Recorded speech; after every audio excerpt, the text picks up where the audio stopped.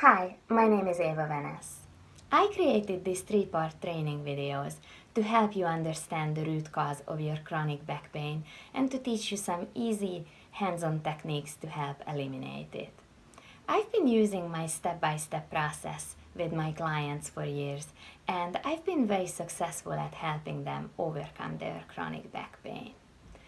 I would like to teach you my simple techniques, and I can promise you that if you incorporate my advice into your everyday life and you start practicing my techniques, you'll be successful at eliminating your own chronic back pain as well. So let's get started.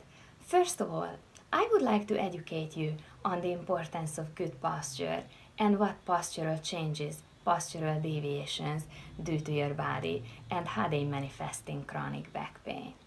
First of all, you need to know what your posture is like. You need to get familiar with your body.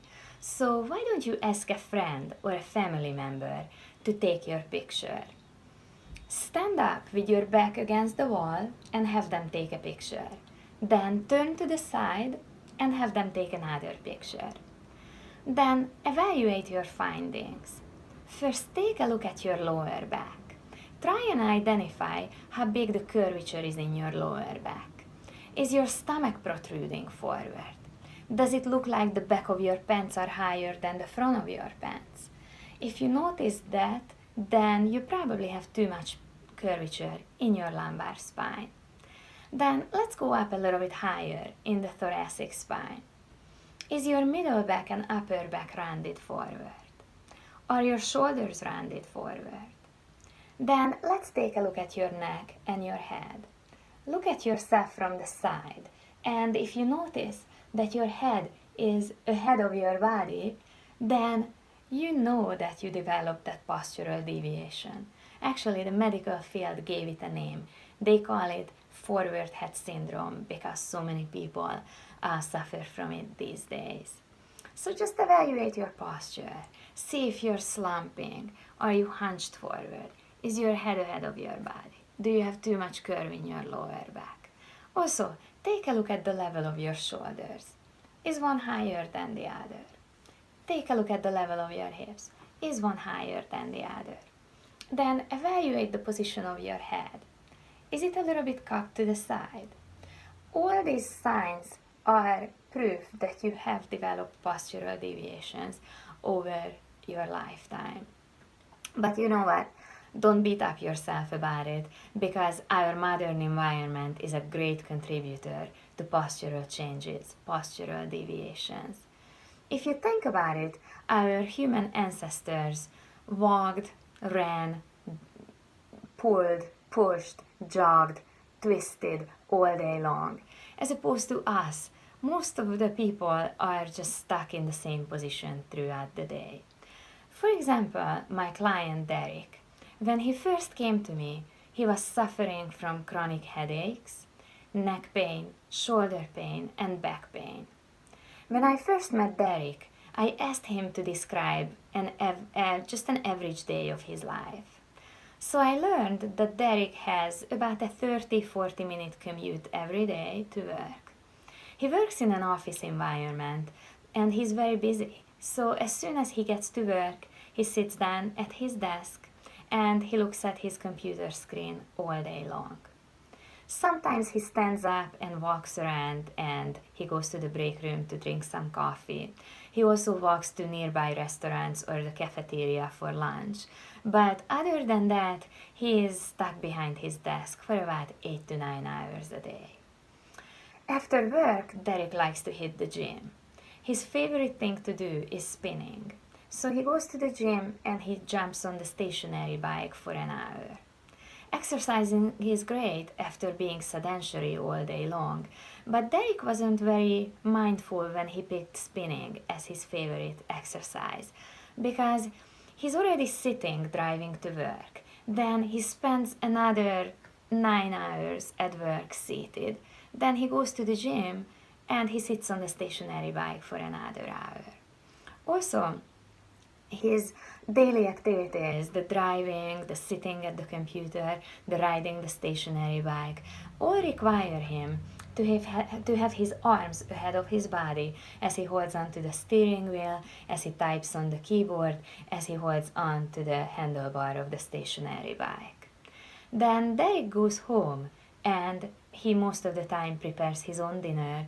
So again, he stands in the kitchen with his back slumped forward, his arms ahead of his body, and his head hanging ahead of his body. He has developed forward head posture over the years from constantly looking at the computer screen. Then Derek likes to watch TV, so after he finished his dinner, he sits down on his sofa and he turns on the TV and watches it for about an hour and a half to 2 hours every night. His sofa doesn't give him a whole lot of back support, so a lot of times he finds himself just kind of slumped over. If you add up all the hours that Derek has spent seated with his arms ahead of him, with his head ahead of him, with his upper body rounded forward, you learn that Derek spends about 12 hours a day seated in a forward rounded position. So all these activities basically lead to postural changes, and Derek is experiencing a great amount of postural changes. When I evaluated his posture, I learned that his head was in a forward position. I learned that his shoulders were very rounded and his chest was very tight because his arms were always ahead of his body. I also learned that his thoracic spine was very kyphotic, it was very rounded.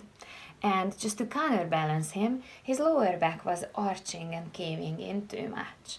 No wonder that Derek was suffering from neck pain, tension headaches, shoulder pain, upper and middle back pain, and pain all the way down to his lower back.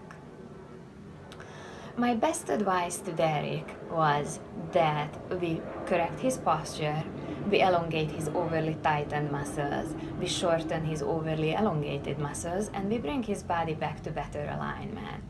And it's working great for Derek. He is much happier, much healthier, he's experiencing much less pain. So what happened to Derek's body over the years? First of all, from being always stuck in that same position all day, every day, he developed his postural changes. Then second, his skeletal muscles have become overly weak because he would always be in the same position, always recruiting the same few muscles over and over. So over the course of many years, he became very successful at sitting, but he's not very successful at standing. Which means that my client Derek does not fight gravity very well. Why am I mentioning gravity here? You probably never thought about it this way, but all day, every day, our bodies, our muscles are fighting the pull of the earth. They are fighting gravity. So when your skeletal muscles are weak and gravity is pulling on your body, it pulls your head forward, it pulls your shoulders forward, it pulls your back forward, then you're not very successful at fighting the pull of the earth. Those weak skeletal muscles have shut down over the years, so Derek's body does not know what to do when gravity pulls on him. So why am I giving you this example? Because I want you to understand that doing the same movements over and over, all day, every day, being stuck in the same position will lead to postural changes. It will also lead to weakness in the skeletal muscles. It will lead to tightness in the muscles that you're constantly recruiting, and it will lead to underutilization of the muscles that you never get to use. All these changes and all these symptoms basically manifest in body pain, in muscle pain, in skeletal pain. I could trace down these postural changes all the way down to the feet, but I'm gonna stop at the lower back because I feel like this is probably already enough information for today. I really hope that you found my first training video informational. Please take it and use it as your first step done along the way to a healthier, happier body. And please don't forget to watch my second training video, because in the second one I'm gonna teach you some hands-on techniques of what you can do to successfully fight gravity and to become stronger and healthier. Thank you for joining me today. Bye bye.